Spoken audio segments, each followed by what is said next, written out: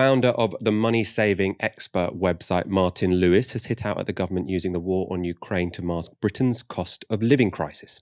Speaking on Radio 4, he responded to comments made by the business secretary Kwasi Kwarteng that British people would be willing to make sacrifices in solidarity with the people of Ukraine.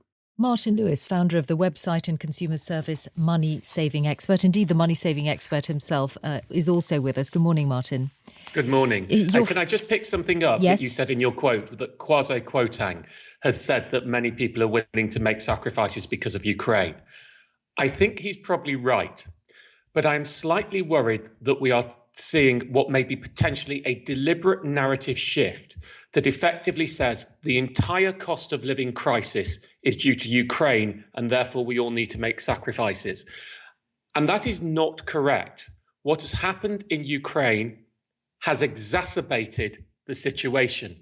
But the rises in energy, heating oil, water, council tax, broadband and mobiles, food, national insurance were all in place before Ukraine. And when we have a budget or a spring statement coming in a couple of weeks, we need to be careful not to allow that narrative to happen and to be used as an excuse that we all need to make sacrifices because of Ukraine, and that's why we have to suck in the cost of living crisis, because that is not a correct analysis. It is a worsening of the situation. It is not the cause of the situation.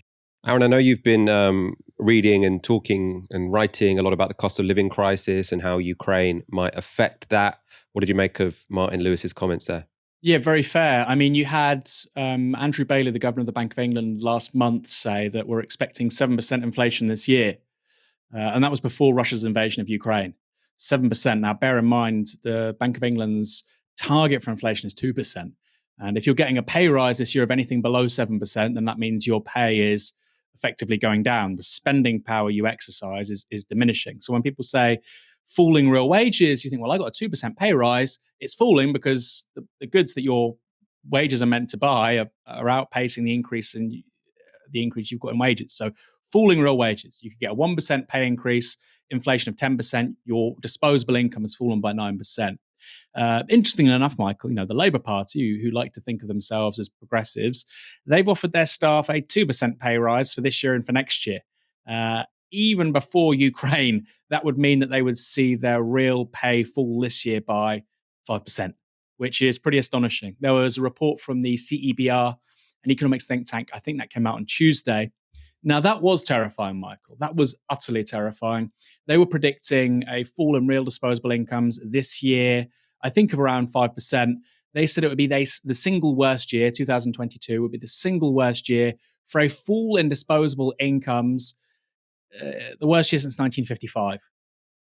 So they're expecting, I think, inflation to peak in Q2, the second quarter of this year, at about 8.7%, and to stay above 7%, I think, all the way through to the spring of next year. That paper is focusing on the economic consequences of Russia's invasion of Ukraine. They also projected lower growth. Their projections of growth went from about 4% to 1.9% for this year. You think, well, 2% still good. Of course, we've come out of the coronavirus pandemic. The economy shrank by around 9.4% in 2020. It grew by about 7.8% in 2021. So it grew substantially, but it didn't make up for the entire loss. And so I think we're marginally now above where we were before COVID. But the point is, Michael, the economy going into 2024, according to this report, will only be marginally bigger than it was at the beginning of 2019. And of course, this comes off the back of real economic stagnation since 2008, the global financial crisis. So you are really looking at 15, 16 lost years when it comes to wages, productivity, and economic growth. That cannot all be put down to a war which has just happened in the last couple of weeks. It's a major factor. It's a major, major factor. But inflation was already here. And I'll finish with this, Michael. When you fight a war, you socialize the costs. Because if you don't, you lose consent for that war very, very quickly.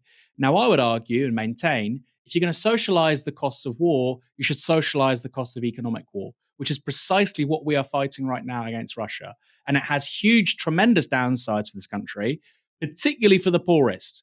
So if politicians are going to do that, and I think they're right to do that, then they need to socialize those costs.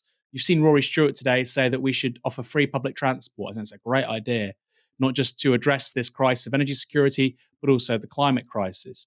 These are the kinds of things that we need to be talking about over the next year to 18 months.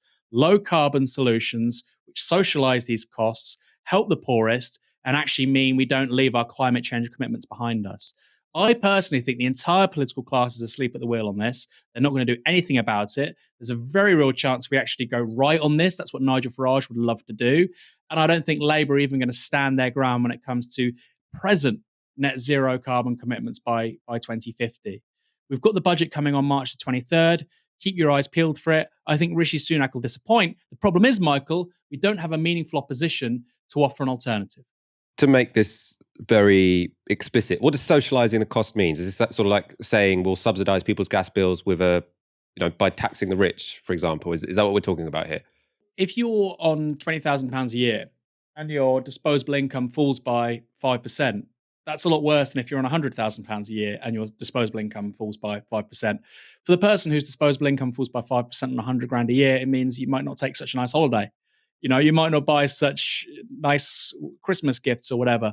For somebody on £20,000, and there's many people like this with no savings, generally in work, in poverty, which is 60% or less of the average household wage, seeing your purchasing power go down by that much means you miss meals, means you can't buy your kid's school uniform. It means you can't pay for petrol for your car. And people say, well, get public transport. That's not always an option for some people in some jobs, right? It means you can't turn on the heating when it's cold. So I think there has to be really extensive government measures here. For people on anything like £30,000 a year or less, I think this is a huge, huge, huge problem. I even think, Michael, you look at Andrew Bailey's estimate for inflation being 7% before the war. The CEBR is now saying 8.7%. I mean, why wouldn't it be higher than that? I think it's really plausible we get inflation above 8.7%.